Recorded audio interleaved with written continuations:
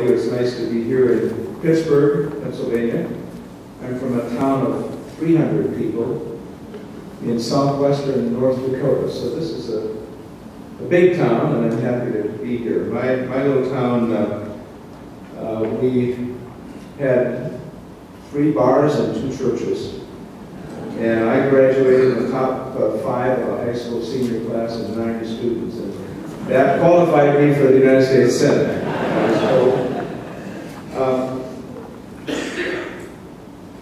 In my little town, we had no movie theater. But one day, when I was in high school, someone announced they were going to drill an oil well a mile and a half from the main street of Region, North Dakota. And they brought in a drilling rig and drilled and drilled. And you know how a drilling rig looks at night with all those lights? Because we had no movie theater or nothing much to do in a small town, we would just drive out there at night and park and just watch and look at those lights. And that was as close as we came to excitement. And then it turned out to be a dry hole. And so we lost our only opportunity to be excited at night in Region, North Dakota. Much, much later, of course, I represented a state in the United States Senate that is the most active oil play in America at the moment. And some people say, well, North Dakota has unbelievably good government. Look at it, full employment, budget surpluses, and so on. And I said, I'd like that we could take credit for that. But honestly, it is very much like J. Paul Getty said. He said, to be successful, the definition of success is, number 1, go to the best school you can and learn and study and do well. Number 2, get a job, the best job you can, and exceed and excel at everything, and then strike oil. And so, we struck oil in North Dakota. I want to talk about hydraulic fracturing and the new oil and gas plays around the country, but I want to tell you a story first. There's an airplane at the Ronald Reagan Library in California. It's tail number 27,000. It's the old Air Force One. You all have seen that airplane because it was the airplane that brought John F. Kennedy's body back to Andrews Air Force Base when he was killed in Texas many, many decades ago. So that airplane's been on all the news clips and so on. I was on one of the last trips that airplane took to China, Vietnam, Japan. President Clinton asked several of us to go meet with some of the leaders of those countries on a particular issue. It was Senator Daschle, myself, John Glenn, Pat Leahy, about 5 of us. And late at night, flying over the Pacific, in the cabin of President's cabin on the old Air Force One, we're sitting around late at night, flying over the Pacific, and we had a glass of wine and we're just talking, and I leaned forward into John Glenn, who I was serving with in the Senate. I hadn't talked to him about this. I said, John, I want to ask you some questions about February 1962, when you shot off this earth in a rocket and was the first person to circle the globe, first American to circle the earth in Friendship 7.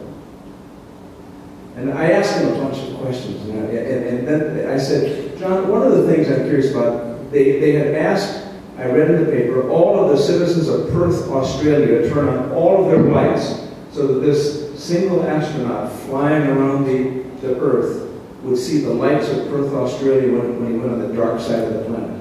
I said, did you see those lights? He said, I sure did. I really did. And by the way, if you go to the Air and Space Museum, you will see Friendship 7. You wonder, how can a body fit in that little space, hurtling around the Earth? But alone, he looked down and he saw the lights of Perth, Australia. Every light in town, the citizens decided to signal this astronaut. And so on the dark side of the Earth, the only evidence of human life to an astronaut was the light that comes from energy. That's the evidence of life on Earth, is the light that comes from the use of energy. And I've thought a lot about that. You know, of course, in all the decades since, we made so much progress, but always powered by energy. It was only 7 years after 1962 that we walked on the moon, planted a flag, and left blueprints on the surface of the moon. And then we just progressed decade after decade, but always an economy and a country powered by energy. And so now we come to a new intersection in this country with respect to energy. We have some wake-up calls about the need for energy. We certainly have some wake-up calls about the need for jobs and some things to fix our economy. But energy is at the forefront here because we're too vulnerable with respect to that which we need from other parts of the planet. We need to be less vulnerable with respect to our energy supplies and sources. And we also, at this intersection, now have to be concerned about climate change.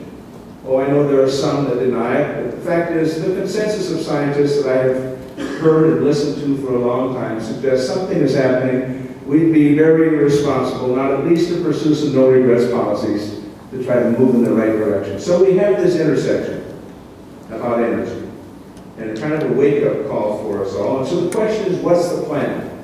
And in the midst of this economic trouble that we have, in the midst of these energy questions, all of a sudden, when I say sudden, I'm talking about 5, 7, 8 years, we have discovered that we have opportunities for abundant new sources of oil and gas that we couldn't previously reach. Oh, we knew there were shale deposits down there. In North Dakota, for example, we knew where the Bakken deposit was because we did core samples and knew it was there. We just couldn't get oil from it. And then things changed. And I want to tell you about the Bakken briefly as well with respect to hydraulic fracturing. But before I do that, let me just say, I describe my energy approach and the approach that I used in the Congress by using Latin. Now, because I told you already, I graduated a senior class of 9 students. We didn't have foreign language. So I just pick up what I can. And I describe my energy approach as totus portus, which I think in Latin must mean close to whole hog. I believe we should do everything and do it well.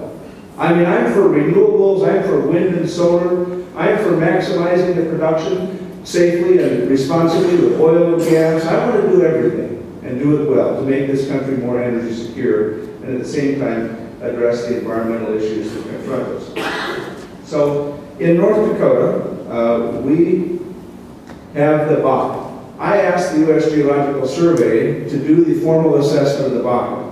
We were way down on the list, but I chaired the subcommittee that funded them, and so they were happy to try to be helpful. And so I asked the oil industry to work with them, and they did. And over about a 2.5-year process, they did the assessment of the Bakken. And their assessment was, when concluded, we jointly announced it, the USGS and myself, was that the Bakken held up to 4.3 billion barrels of recoverable oil using today's technology. Notably hydraulic fracturing. That's the highest assessment of recoverable oil ever issued in the history of the lower 48 states. More than Oklahoma, more than Texas. And it is under the prairies in North Dakota at 10,000 feet. And you all know the stories of these things, but I didn't, and so I went out on a rig. It is unbelievable. The technology, the capability on those rigs. Going down 10,000 feet and making a big curve, searching for the middle third of a 100-foot seam, making a big curve and then going out 10,000 feet. Down 2 miles, curve the drill bit, and out 2 miles, and then hydraulic fracturing creates fissures in that shale, and the oil drips, and you have a working well. It's unbelievable to see the skill and the capability. So, that brings me to this question of hydraulic fracturing. The issue of hydraulic fracturing has become, as you know, front page news from time to time. There's a documentary about it, there's all kinds of things ricocheting around about hydraulic fracturing.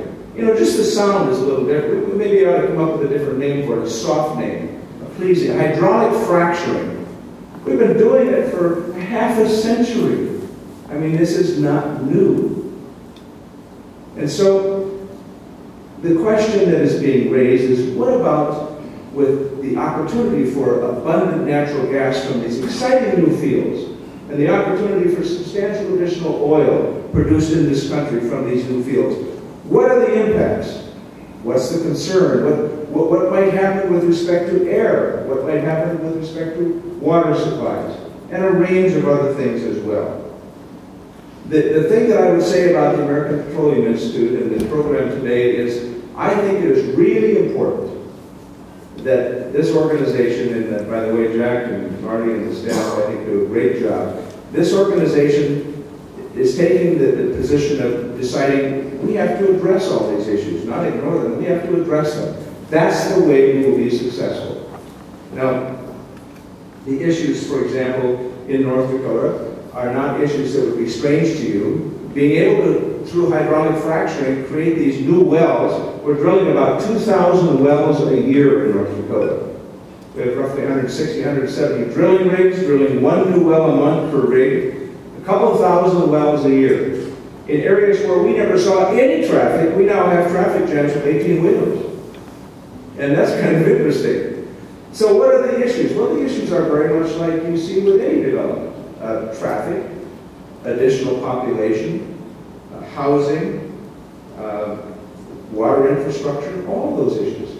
And our state is addressing these issues, understanding that this is a boon and a boost to our economy. Substantial new jobs. And yet, there are also costs. And the best way to address it is to deal with those costs, deal with infrastructure investment, roads and bridges, protect water resources, and do all of those things. This is not a case where, in order to access these abundant new supplies and use hydraulic fracturing, that somehow we have to leave in our wake all kinds of costs that are not met. We can do all of these things, and we are doing them. Whenever you have the new thing, however, and hydraulic fracturing, as despite the fact that it is a half-century old, is now seen as the new thing. Whenever you have the new thing, and whenever you have explosive growth, you have to address these issues. The Cherokee Indian chief once, a very wise old Cherokee Indian chief, observed, the success of a rain dance depends a lot on timing. Well, as you might imagine, timing is everything. Yes, in politics, economics, issues like this, you've got to, at the right time, get to that intersection and address these issues. So the question is, how is hydraulic fracturing regulated? How should it be regulated? The question about air quality. Is there an issue? Well, probably, if you have lots and lots and lots of activity happening in an area where there wasn't much activity. But can you address that? Of course you can. What about the issue of what someone injects into the ground as a solvent or as an additive? Should that be disclosed? Yeah, I think so. I think it's going to be disclosed. There are a number of groups working in some areas now, some states are required, but I think in the end, I don't know that you have to disclose the cocktail mix or the secret sauce, but it seems to me that it is not something that any of us can say, well, we're going to just hydraulic fracture and whatever we put in the ground, that's nobody's business. That's not going to stand. So I think there are ways to do that in a way that responds to those questions. Groundwater protected, I think everybody here wants groundwater protected. One of the things that we know in North Dakota is when we're down 10,000 feet, we're so far below any water table, separated by rock going up, we're not affected in groundwater. But the other issues of flow back with respect to water that's been used in hydraulic fracturing, important issues. And I know that API and others are developing and talking to you about standards. And that's another thing I would say about what the API is doing here and what they have done through most of their history. And that is the development of standards, which are very, very important on all of these issues. The flow back of water and the issue of treatment of water and storage of water is another important area with respect to the use of hydraulic fracturing. Now, the question is, how will it be regulated, not whether. There will be regulation. I mean, I know there are some people who say, you know, I hate regulation. Well, you know what? I wish there was a lot more regulation with respect to the financial service industry that was out gambling with our money and caused all of you some problems. Trading naked credit default swaps. You might want to ask the question, how does a credit default swap get naked? I'm not going to answer that today, but I wrote a book about it called Reckless. My point is we needed more regulation to rein in the practices on Wall Street that nearly ran this country's economy off a cliff. That doesn't mean that I think all regulation is good. I just think some regulation is necessary in some circumstances. In that case, we miss it and hurt this country. Now the question is whether there's going to be regulation. The question is how. And there are a couple ways to address that. One is best practices. There is and will be and will always be self-regulation. And that is the preponderance of those that are doing this are the good actors, and they're going to self-regulate in a way that they'll be proud of and you'll all be proud of, and the country will. That's self-regulation. There will be some of that. And I think some of that, the best practices, will come from API standards and from the work that you all do, or the producers all do out there around the country. The second is, I think, things like frac focus. Some of the work that's been put together by a number of groups around the country, the organization Stronger, frac focus, both of which I think are moving in the direction of talking about best practices and standards that work. And then state regulators. And I know you've got some people on the program tomorrow that talks about state regulation. Now, state regulation is very important because that's the first level of regulation. And when the state gets it right, I don't think there's going to be a lot of visiting someplace else about who else can do it. When the state doesn't get it right, if you've got outliers and it's not happening and there is no regulation, then you've got people sitting around trying to figure out, all right, when can we get the federal government involved?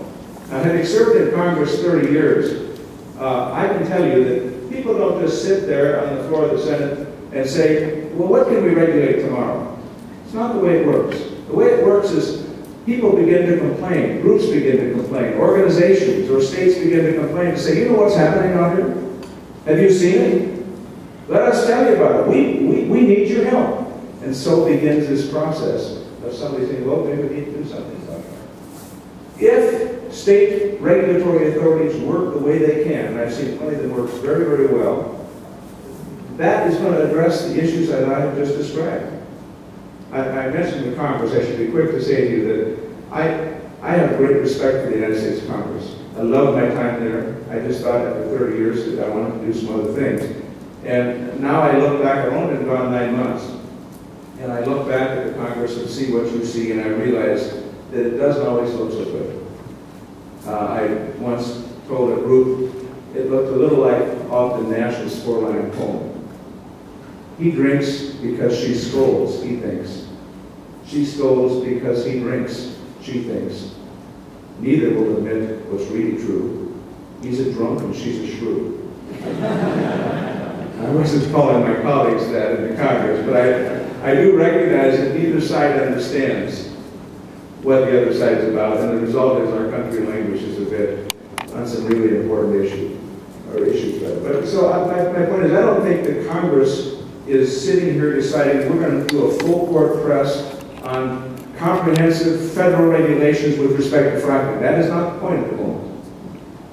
But I think it's very important that everybody in this room and across the country involved in energy that want this all to succeed, and I do. I want us to produce here at home, create jobs here at home. I want homegrown energy. I want, well, we don't grow this, it grows over a long period of time. But I want us to be successful. But we will not be successful if we are ever identified by the worst practices of the lowest common denominator. Some 1 or 2 or 5 groups out there that decide, you know, we're going to cut corners. We're not going to use cement in these cases. We're going to do it our way. And you know, with the 24/7 news hour, that becomes sort of the identifier for everything, the way things work these days. They say bad news travels halfway around the world before good news gets its shoes on. And that's true. So my sense about hydraulic fracturing is a couple things. Number one, it works. We know it works. We've done it for a long, long time. There are issues that attend to it that are not going to go away, that people will continue to raise.